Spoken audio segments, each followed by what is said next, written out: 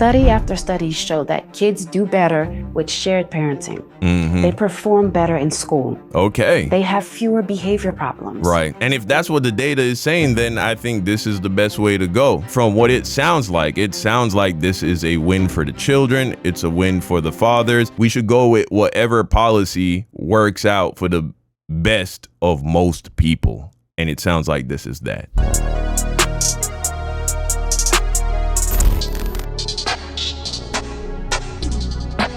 Moms can't cash out anymore. Divorce rates crash. Lawyers are panicking. Video by Remy Renee. Interesting situation. I've seen a lot of people talking about this. Let's dive deeper. Divorces in Kentucky just collapsed by 25%. Not because couples suddenly found love again, but because the cash out game is over. For decades, divorce was treated like a jackpot. Mom walks away with the kids. Mom walks away with the check. And dad? He's reduced to a weekend visitor and a paycheck. Wow. One state just nuked its divorce rates by doing one rare thing that the rest of America would never dare. And there is a real danger that the divorce rate is going down because it's harder for women to leave. Wow. If I have my child half the time, why am I paying full support? Like I'm not even around. Right. I'm feeding them, clothing them, taking them to school, wiping their tears, just like she is. But somehow only I have to pay up. This system don't reward fatherhood. It punishes it. Kentucky flipped the script. Damn. They became the first state in America to pass a law making 50-50 custody the default.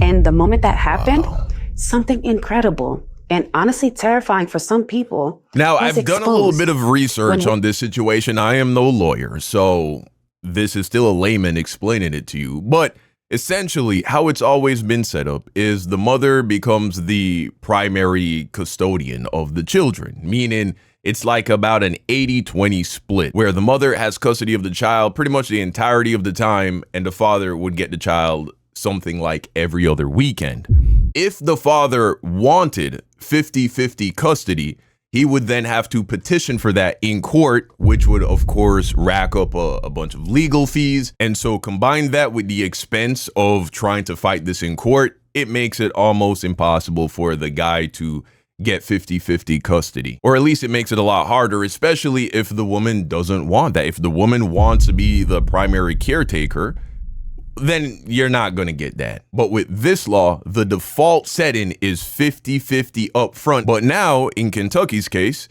the burden is on the woman to prove why the father shouldn't get 50% custody. Now, there is still more nuance, and we're going to talk about that as we continue, but I hope you understand what's going on now. Women realized they could no longer cash out through the courts. Divorce filing dropped overnight. A full quarter fewer divorces in one state compared to just 18% nationwide. Men call it fairness. Right. Women's group, they call it dangerous. And that clash right there. Women are calling this a dangerous thing. Wow. Fairness and fear is why this story is exploding. There are reports coming out of Kentucky that the divorce rate has completely plummeted. 25%. It's gone down 25%. Like, wow. That's significant. Now, when the divorce... It needs to be noted, however, that nationwide, the divorce rate has fallen 18% in this amount of time. And the divorce rate, both in Kentucky and nationwide, began to fall before this law went into place. So remember, correlation doesn't always equal causation. There are clearly other factors at work that are just causing less people to get divorced in general. Rate nationally rests, I don't know, I think a little bit above 50%. To have it dropped, but there is evidence that this is doing something. 5% in one state means to pay attention. It's a reason to pay attention. Right. And here's the kicker. The money numbers 25 is a lot more than 18, no doubt. Prove it. Before this law, a dad making $4,000 a month would be forced to hand over nearly $10,000 a year in child support. Wow. After the new law, that drops to maybe $200 a month, sometimes zero. We're talking about a $7,500 swing in every year. Right. Plus, something even bigger, half of his child's life back. I'll break down that math in just a moment. Okay. But first, let's talk about why this single change sent shockwaves through the divorce industry. Because let's be real, if divorce filing dropped by 25% the second the financial jackpot disappeared, What does that tell you? For years, men have been told, no, it's not about the money. Women just aren't happy. But the data speaks louder than the excuses. As soon as the reward for leaving was gone, so was the rush to file divorce. And that's why this law is stirring up a storm. Fathers say it's justice. Critics say it's a trap. Women's groups are arguing that it locks moms in marriages and puts kids at risk. But let's look at the bigger picture. Florida, Arkansas, West Virginia, Missouri, they've already filed Kentucky's lead. And right now, over 20 more states are considering it. Right. This isn't just about Kentucky. This is the beginning of the end for the divorce cash-out system. The critics say this law puts women and children in danger. But when you actually look at the facts, and when you see how much the system was really built on men's wallet, you'll understand why this law isn't just saving families. It's exposing the truth about modern divorce. Sure. I don't think it's necessary. We split her 50-50. She's at my house just as much. She's with me just as much, if not more. Your Honor, I would say that's probably an argument for her to pay me. If we're splitting 50-50, I shouldn't have to pay all of it.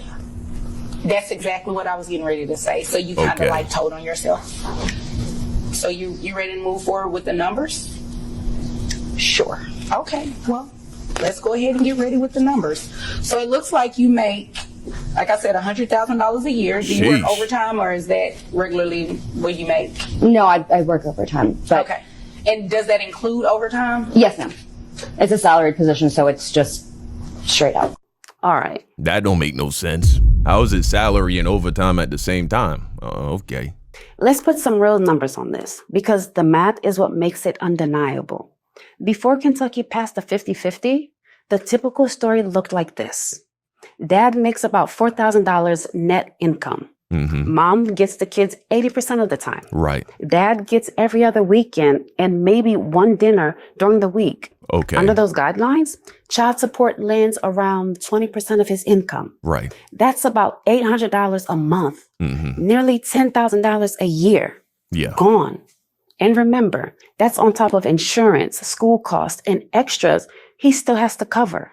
Right. Now, just so you can understand, first and foremost, this idea that it's a cash out, I think, is a bit misleading, because in what world is $800 fucking cashing out? Don't get me wrong. That's a significant amount of money for a guy making $4,000. He's really going to feel that. But I'm just saying, if this is a get rich quick scheme, that I don't think it's worth all of the trauma and the problems. I don't think women are putting themselves through all of that stress, their children through all of that trauma, merely because they want control over $800 a month, a portion of which is going to go to taking care of the kid that they are responsible for 80% of the time. Now, we definitely know when it comes to wealthy men, celebrities, athletes, things like that, yeah, obviously this is a way for women to run up a bag, but that's less than 0.5% of the population. That is not what applies to the grand majority of men. The grand majority of men are more closer to this, making $4,000, $6,000, $8,000 a month. But something that I learned researching about all this, the point of child support is to give children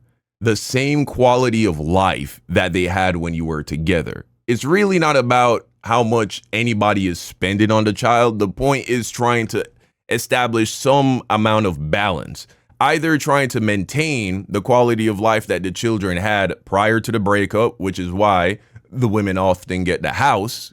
Obviously, if you want to keep the children living in the same environment, the easiest way to accomplish that is to have the children staying in the house. Now, if the law defaults to the mother getting 80% custody, well, then obviously she's the one that's going to get the house. But then you have to also factor in how much money does the woman make. Obviously, if the woman was making significantly less money than the guy, or none at all, in order for her to pay to upkeep everything, it's not just enough for her to have the dwelling space, right? If this kid had a certain kind of lifestyle and now she's essentially trying to take care of making all of that happen, well, she's actually going to need the bread to make that happen. That's why a dude who doesn't make a lot of money, maybe stacking the shelves at Home Depot, his monthly child support looks something like $200, $300, $400. But a lawyer, a professional, a businessman, his child support payment is in the ballpark of, you know what I'm saying, $2,000, $4,000 for that one child dependent. Why? Because the quality of life of these two children in these two different families was vastly different. So it's the children's quality of life that is being prioritized. That's where this whole child support, how it's structured, how it's calculated comes from. And when you think of it like that and not like, oh, a fee you got to pay your wife because she's taking care of the kids, you see how it makes more sense. I'm not saying it's always fair, and I'm not saying that there aren't situations where women figure out ways and lawyers figure out ways to manipulate this and turn it into a weapon. It obviously is a thing. People turn shit that's not supposed to be weapons into weapons all the time. But I do believe that there is some level of misconception of how child support works and why it works the way it does. And I know that because until I started looking into this stuff more deeply, I had some misconceptions that I debunked for myself. After 2018, with 50-50 custody as a default, same dad, same income, but now he has his kids half the time, right? Which means child support gets offset. Instead of $800 a month, he might pay maybe $200 to $300 a month. In some cases, if mom makes close to the same amount, he pays nothing, zero. That's not just $7,500 a year staying in his pocket. That's also half of his child's life back. Right. He's not just a paycheck anymore. He's a parent again. Right. And this is where things get heated. And I do think that's a good thing. Because if you think men celebrated, you're right. But women's groups, they lost their minds. They say this law traps women in bad marriages and puts kids in danger. But when you actually look at what people on the ground are saying, the story looks very different. Top male comment: if divorces drop by 20%, the second child support dries up. That proves it was never about happiness. It was about the money. Another father says, for once, courts don't see me as just a wallet. This is the first time in decades I feel like an equal parent.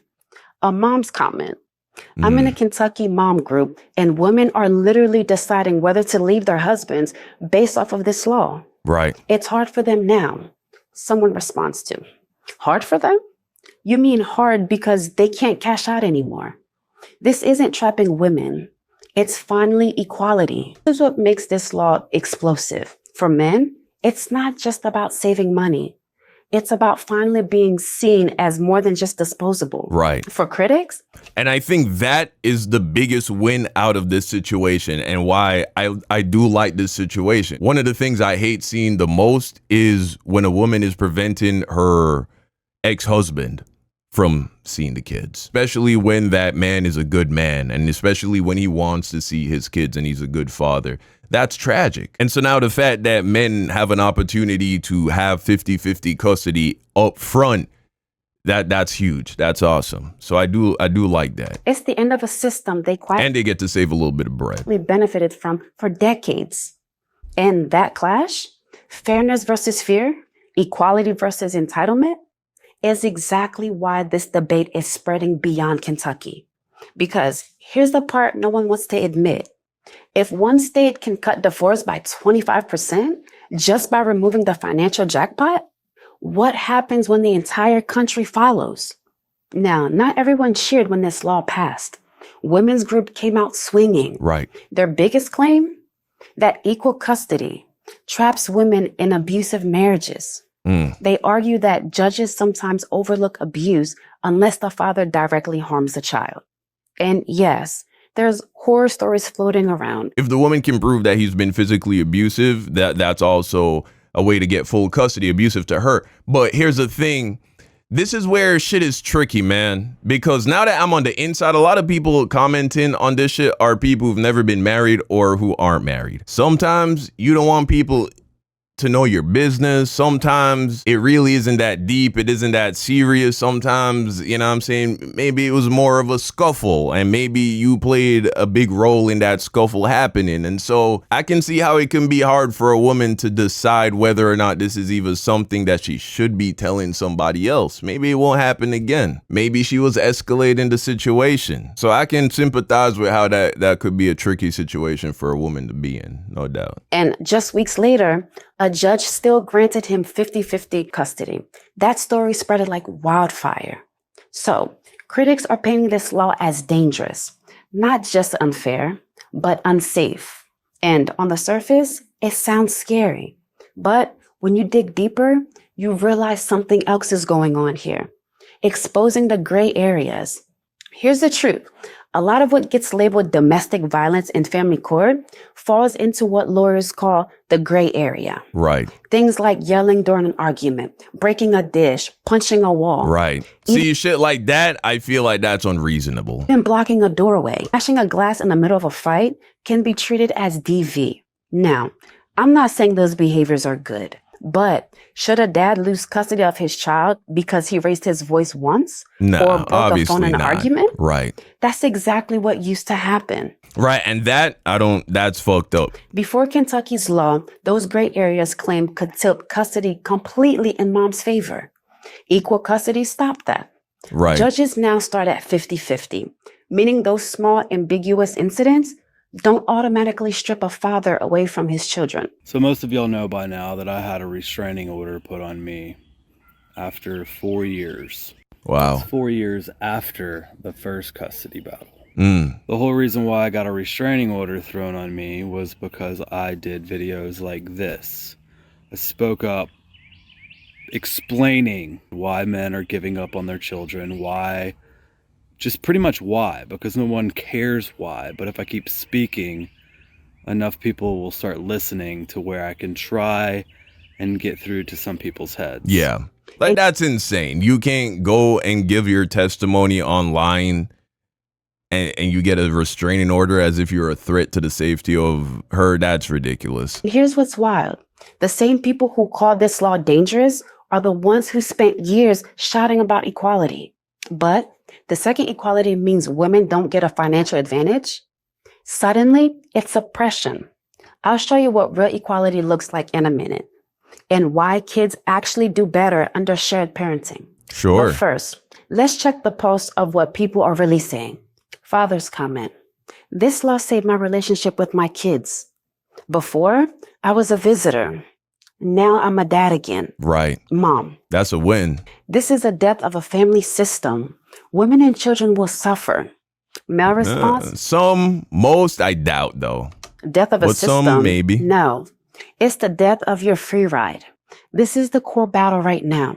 Fathers see this law as justice. Right. Finally leveling up the court system that treated them like second-class parents. Critics see it as patriarchy, a rollback of leverage in marriage. And the reason the debate is so emotional is simple.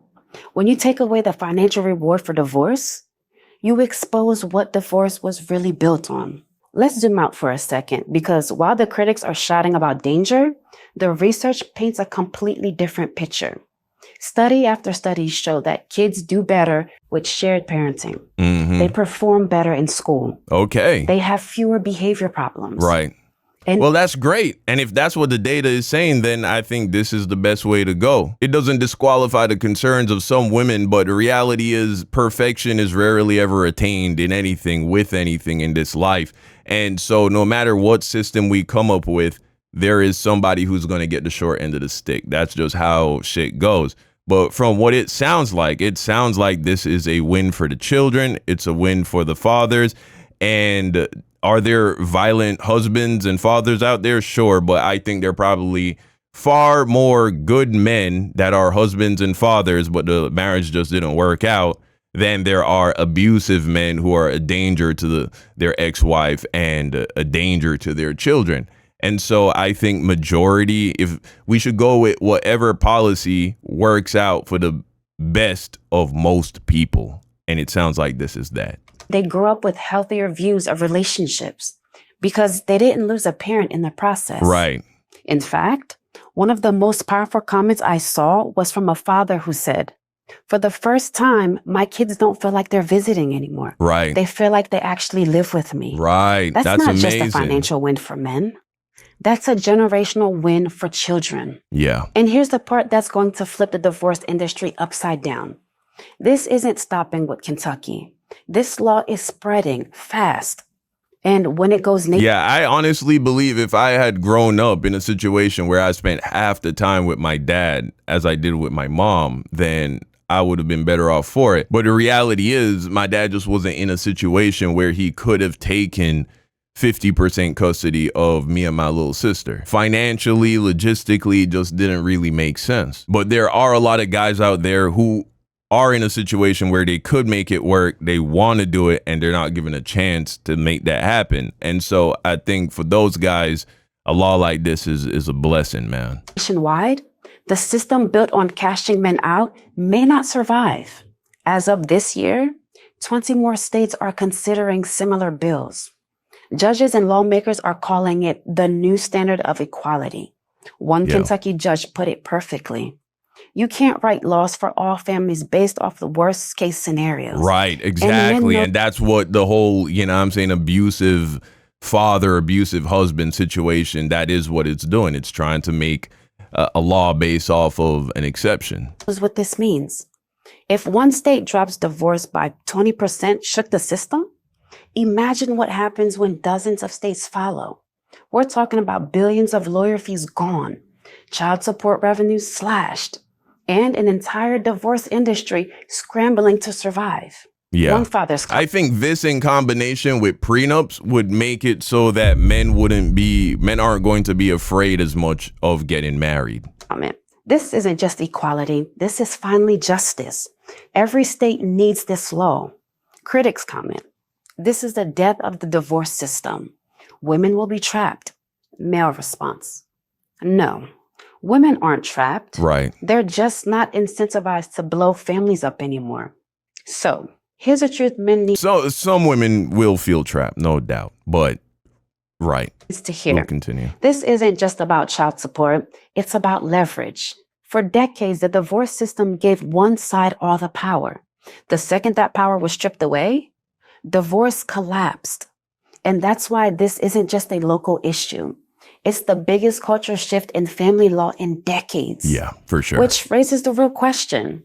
What happens when the cash out system collapses nationwide? Because make no mistake, it's coming. I believe that 50-50 is best, and I believe that there should be a presumption of 50-50 if there is no abuse history, there's no violent criminal history or other criminal history that would inhibit the person to parent the child, that there is no mental health issue that is going untreated that would impact the child negatively, that there's no drug and alcohol issue that's not being treated that would impact the child negatively, that there is no major distance geographically between the parents that would make 50-50 unrealistic, and that there hasn't been a significant amount of time passed since one parent has had contact with the child, like probably a year or more. I think if none of those are present in the case, then I think there should be a presumption of 50-50. I think it's what's best for the child. Right. So let's connect the dots. One state passed a law making 50-50 custody the default. Divorce rates dropped 25%. Now, but here's what people need to understand, though. Let's say you have a situation where you're the main breadwinner by a landslide.